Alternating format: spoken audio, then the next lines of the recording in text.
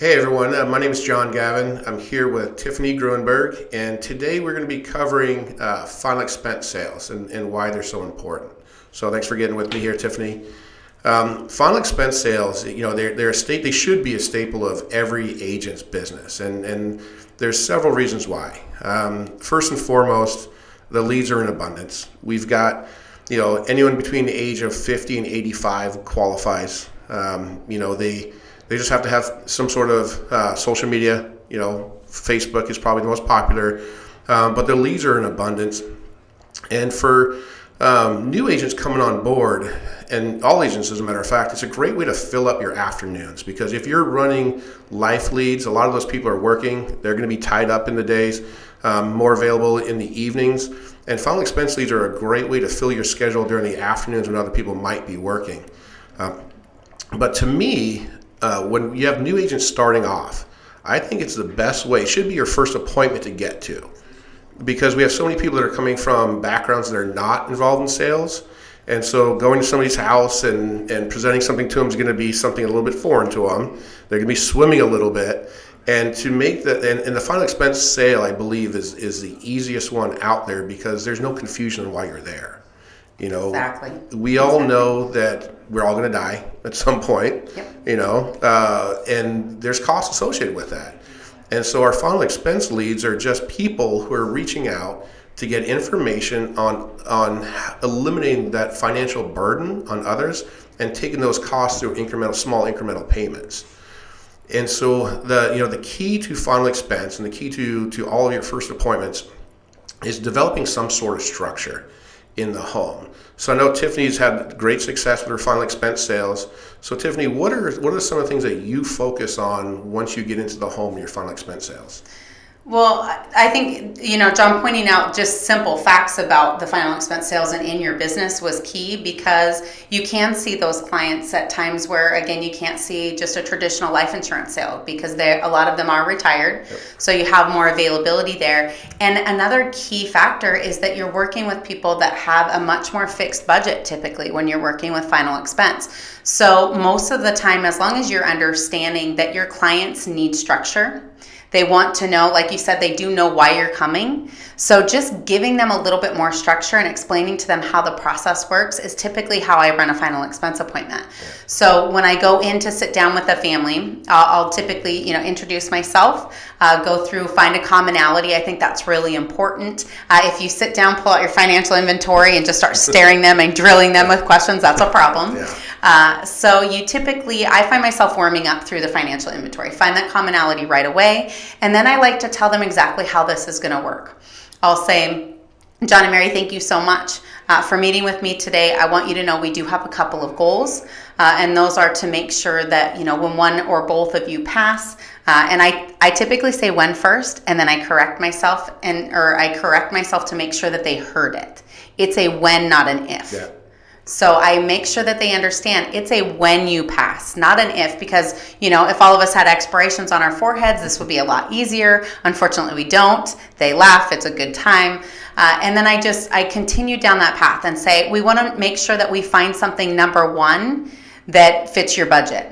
That is the number one goal of everyone at their kitchen table, is they want to make sure they can afford it. Okay. Second, I want to make sure we find something that you're comfortable with and that you understand how it works. So making sure that they know if it's day one coverage, it starts day one. If it's a graded benefit that's going to take some time for them to get the full benefit, they understand that. Yeah. Also, then the last thing I say, and then my last goal for you is to find something you actually qualify for, because there's no use in us talking about something you can't have. Does that make sense? Yeah. And then you've given them the structure on what your goals are. Then I say, here's how this process works. We're going to spend about 5 minutes going over your current financial situation. I need to know what happens when you don't walk through the door, John. And I need to know what happens, Mary, when you don't walk through the door. Who picks up those pieces? Then I talk about, we're going to spend 5 minutes going over your health, because at the end of the day, your health is what buys your insurance, not your bank account. Mm-hmm. This is literally what I say, right? I'm not making these things up. This is what I say in a home. That's awesome. And then lastly, I'll say, We're gonna go ahead and submit a request for benefits up to whichever carrier you choose, giving them power and them control. They like that. And then we're going to see what you qualify for. Hopefully today I'm going to be able to leave with you having a benefit in your hand. And then I move on from there. The emotionality and things like that is something that you build after you set up that structure. Yep, and I think that that's something, John, that I've heard you do really well. So once you've given them the structure, you tell them how the process and the appointment's going to go. How do you make it more real for them? I think bringing to light the fact that, everyone knows they're going to die, okay? Everyone knows there's costs associated with that. One of the things that I always do is I don't ask them who the beneficiary is, because there's no beneficiary unless there's coverage in place, okay? Without coverage is a burden. And so I always ask the client, who is it that's going to be financially responsible for paying for your final arrangements? And so that kind of brings it to light, the fact that they think in their head, okay, so they have to name a person they're gonna leave this burden to if they don't get coverage in place. And typically when we meet with a lot of single people, it's their son or daughter. And I tend to drill down a little bit deeper into that. Okay, it's your son Steve, that's great. Is Steve local, or does he have to fly in? If he is local, do you get grandkids you get to see? So I try to paint a little picture of what Steve's life is like. And would he have that $5,000, $10,000, $15,000 sitting in the bank that he can just take care of mom's final expenses if he had to? Typically, it's no. Typically they don't have it. And so I get assumptive and I get complimentary, and I tell them, I think this is awesome that you're putting this in place, and you're going to take care of your final arrangements through small incremental payments, so Steve doesn't have to make that big one. Does that make sense? And I do a lot of things that are similar to you. Like I noticed that when you go into the house and you set it up, you're doing a lot of little trial closes. Does that make sense? You're getting people nodding their head, yes. Absolutely. So you're talking to people, and eliminating that financial burden on their loved ones. Does that make sense? And they're nodding, and they're getting ready to buy. And with the final expense sale, you can be really assumptive, because there's no guesswork while you're there. They've set the appointment. They filled out the information, typically online, to get information.